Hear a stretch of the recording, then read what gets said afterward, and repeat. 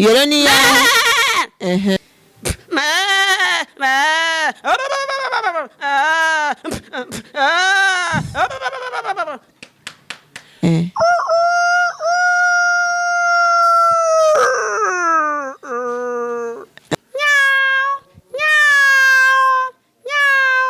Shalom shalom ndabaramukije cyane ni Afira muhimbare murabizi yuko iyo umwaka ugiye kurangira twaba dufise amashimwe menshi dufise n'impamvu nyinshi zo gushima Imana kubw'ivyo amashimwe voice yarabateguriye concert izoba itariki 4 z'ukwezi kwa 12 ikaba yitiriwe amashimwe 2020 tuboneye akaryo ko kubatumira muri abantu benshi kugira ngo muzoze muri iyo concert tuzogira ibihe byiza byo guhimbaza Imana turi kumwe n'abaririmbyi basanzwe bari muri iyo level nka Edeni Banga apere nibwira n'abandi benshi nanje nzoba ndi kwinjira n'amafaranga 10,000 gusa kandi amafaranga 10,000 kuza gushigikira ibintu Imana bibaza ko atari amafaranga menshi kaze cyane muri benshi ikibanza bizoberamo ni CLM cyangwa AC Audio Palace ku bantu basanzwe bahazi uko isaha kizotangurira ko akaba ari 16 gushika 19 z'umugoroba kaze muri benshi dusangira ubuntu bw'Imana kaze muri benshi tuzohimbaza Imana kandi ndakwizeza ko muzogira ibihe byiza mwaraheza Visa matsiko yo kubana. Hello kaze kuri Isaac TV aho vyakabereye ubuhoho oya nabazaniye umutumire wanyu umuntu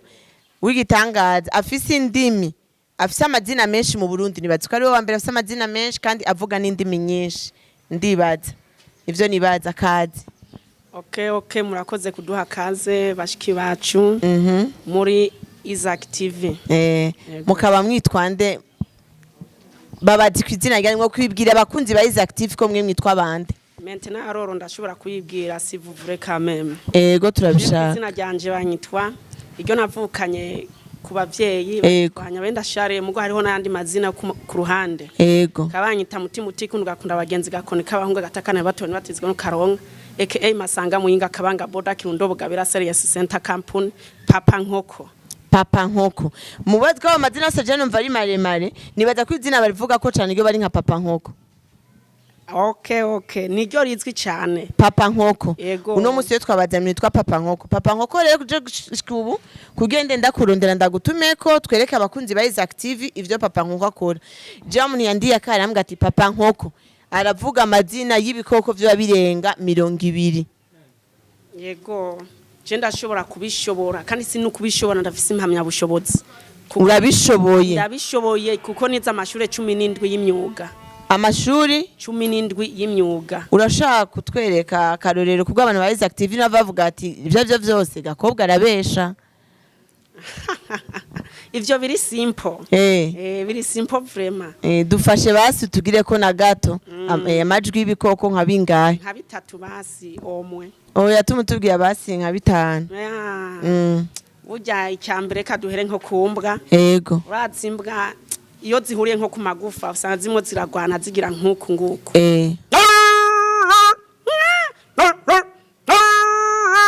iyo nimbwa kare tuca no ku mpene nayo mugi impene nazo ziri kubiri hariho iba yasigaye mu ishamba yarisha kugira ngo baje kuyizitura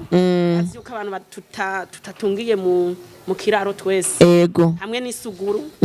urayizi jya yimya ntigiba yasigaye mu ishamba kameme ivuga nkuku nguko hariho n'iyindi ivuga uku nguku iyo ni ya iyo ni igibiri mu kiraro akaba hariho n'isuguru nayo iyo vyakomeye bagiye nko kwimnisha ishashi cyane ijya ivyara ivuga nkuku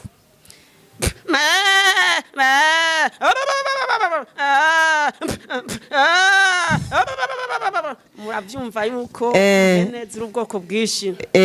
nuko barinze bakwita papa nkoko je nibaza ko ushobora no kuvuga nk'inkoko yo nindemanwa ntuzawe mukama reka nkucishije gatonya uzobukoze nakayaba ariko turajya kukadugaho sawa nta kibazo yisaki ivuga nkuku ibanze gakubita amababa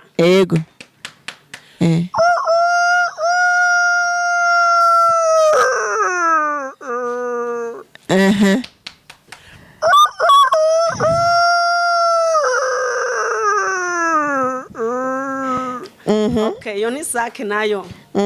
Akayabu nako yo hariho yaba umugobo uri kubiri.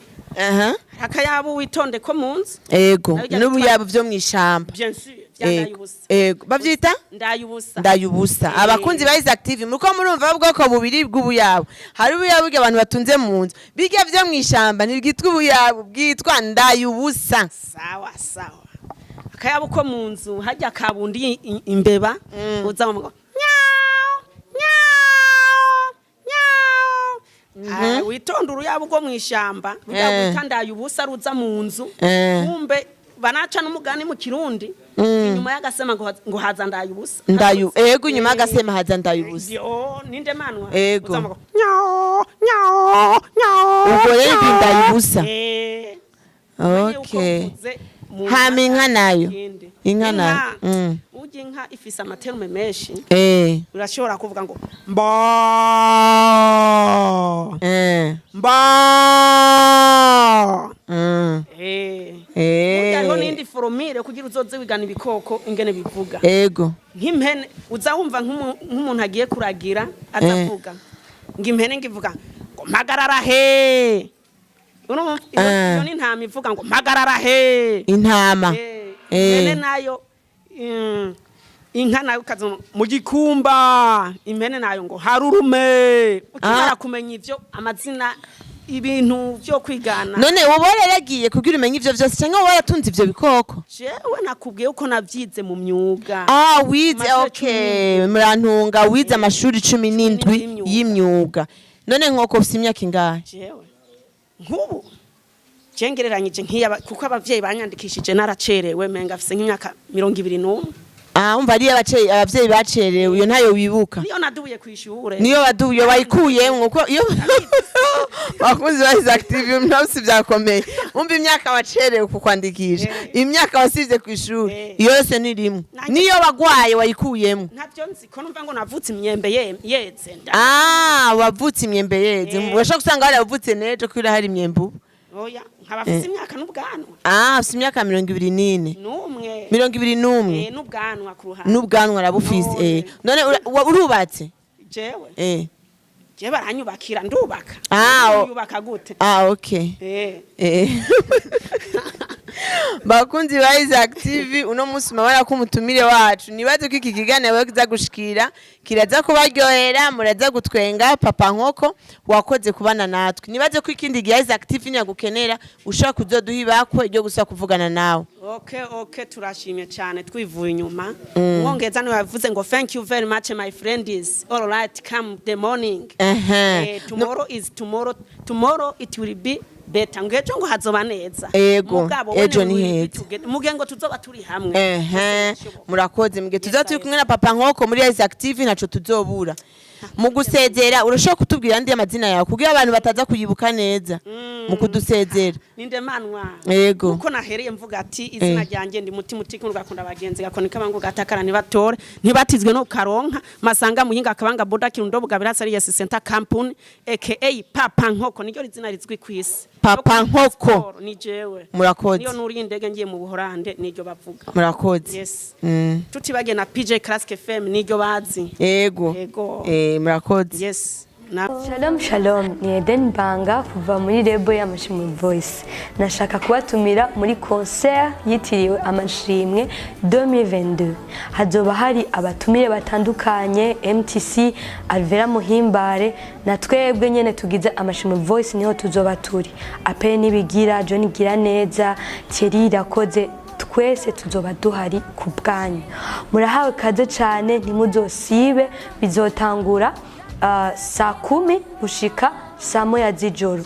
kwinjira n'amafaranga 10,000 VIP 30,000 ushaka kuduterera azoba ari ku mafaranga 50,000 kuduga hariho akabijya ku bantu bazogura itike avant yuko concert iba bazogabanirizwa amafaranga gushika ku bice 30 murahawe kaze cyane muzoze muri benshi mwaraheza